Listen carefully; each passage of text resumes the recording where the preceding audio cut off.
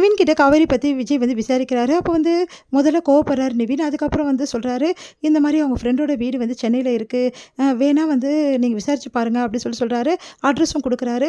அதே மாதிரி விஜய் போய்ட்டு அவங்க ஃப்ரெண்டு கிட்ட கேட்குறாரு, காவேரி இங்கே வரலையே, ஒருவேளை காவேரி கொடைக்கானல் போகிறதுக்கு வாய்ப்பு இருக்குது, அங்கே தான் அவங்க ஃப்ரெண்ட்ஸோட வீட்லாம் இருக்குது அப்படின்னு சொல்லிட்டு அவங்க ஃப்ரெண்டு சொல்கிறாங்க. கண்டிப்பாக கொடைக்கானல் கண்டிப்பாக இருப்பாவ அப்படின்னோடனே சரி ஓகேன்னு சொல்லிட்டு விஜய் வந்து கொடைக்கானல் கிளம்புறாரு. இங்கே தாத்தா வந்து விஜய்க்கு கால் பண்ணி கேட்குறாரு, என்னப்பா ஆச்சு, காவேரி கிடைச்சாலா அப்படின்னு சொல்லிட்டு கேட்குறாரு. இல்லை தாத்தானோடனே நீ காவேரியோட தான் வரணும் புரியுதா, முக்கியமான விஷயம் காவேரி காணுன்ற விஷயம் யாருக்குமே தெரியக்கூடாது அப்படின்னோடனே சரிங்க தாத்தான்னு சொல்லிட்டு விஜய் வந்து வண்டியில் புறப்படுறாரு கொடைக்கானலுக்கு. கங்கா என்ன பண்ணுறாங்க, குமரன் கிட்ட ஒரு விஷயம் சொல்கிறாங்க. இந்த மாதிரி எனக்கு என்னமோ சந்தேகமாக இருக்குது, எதனால கங்கா சந்தேகமாக இருக்குன்ற என்ன விஷயம் அப்படின்னு சொல்லிட்டு கேட்குறாரு. இல்லை என்றைக்குமே விஜய் நம்ம வீட்டுக்கு வந்ததே இல்லை, அவர் வந்து திடீர்னு காவேரியை பற்றி விசாரிக்கிறாரு, காவேரி இங்கே வந்தாலான்னு கேட்குறாரு.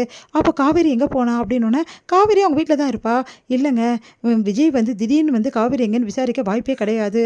அப்படின்னா காவேரி எங்கே போயிருக்கா, ஒருவேளை காவேரி வீட்டை விட்டு போயிட்டாளா, ஒன்றும் புரியல எனக்கு, என்ன கங்கா இப்படிலாம் சொல்கிற, இப்படி பயமுறுத்தாத கங்கா அப்படின்னு சொல்கிறாரு.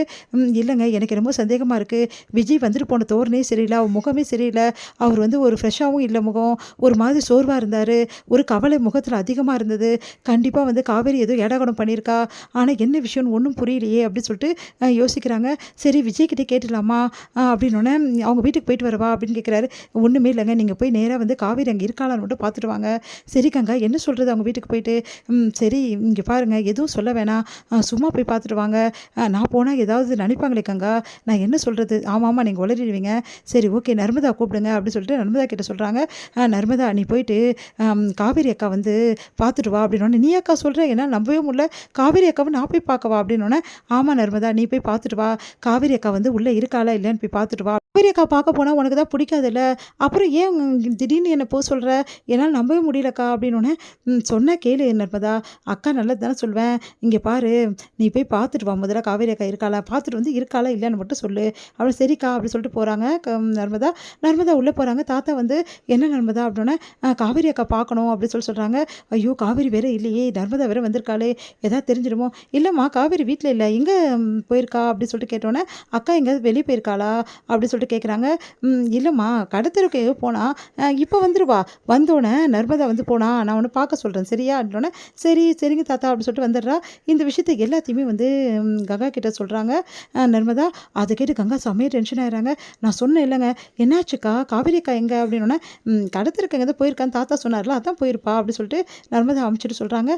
நான் சொன்னேன் இல்லைங்க ஏதோ பிரச்சனை இருக்குது, காவேரி காணோம், அதனால தான் அவர் வீட்டுக்கு வந்திருக்காரு, நீங்கள் ஃபோன் போட்டு கேளுங்க அப்படின்னு சொல்லிட்டு, சரி கங்கா நான் ஃபோன் போடுறேன் அப்படின்னு சொல்லிட்டு விஜய்க்கே கால் பண்ணுறாரு. சார் உங்ககிட்ட கொஞ்சம் பேசணும் அப்படின்னோடனே, என்ன விஷயங்க அப்படின்னு சொல்லிட்டு கேட்குறாங்க.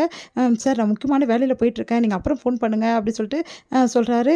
இல்லை சார் உடனே உங்ககிட்ட நான் பேசணும் அப்படின்றாங்க. சரி என்ன விஷயம், காவேரி உங்கள் கூடவா இருக்கா, அவகிட்ட கொஞ்சம் ஃபோன் கொடுக்க முடியுமா, என் கூட இல்லை காவேரி வீட்டில் இருப்பா, வீட்டில் இல்லை, சரி உங்கள் கூட இருக்காளா அதை மட்டும் எங்ககிட்ட சொல்லுங்கள், காவேரி எங்கே போனா அப்படின்னோடனே அதிர்ச்சி அடைகிறார் விஜய். இவங்களுக்கு எப்படி விஷயம் தெரியும்னு, நீங்கள் ஒரு நிமிஷம் கொடுங்களேன் ஃபோனை அப்படின்னு சொல்லிட்டு கங்கா வாங்கி பேசுகிறாங்க.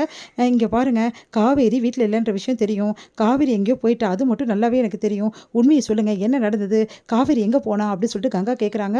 அதுக்கு என்ன சொல்கிறதுனே தெரியல விஜய்க்கு. அது வந்து அப்படி சொல்லிட்டு யோசிக்கிறாரு. உண்மையை சொல்ல போகிறீங்களா இப்போ இல்லையா அப்படின்னா உங்கள் வீட்டில் போய் கேட்கட்டா அப்படின்றாங்க. இல்லை நானே சொல்லிடுறேன்னு சொல்லிட்டு நடந்த விஷயத்தை எல்லாத்தையுமே விஜய் சொல்கிறாரு. அதிர்ச்சி அடைகிறாங்க கங்கா. இதோட முடியுது.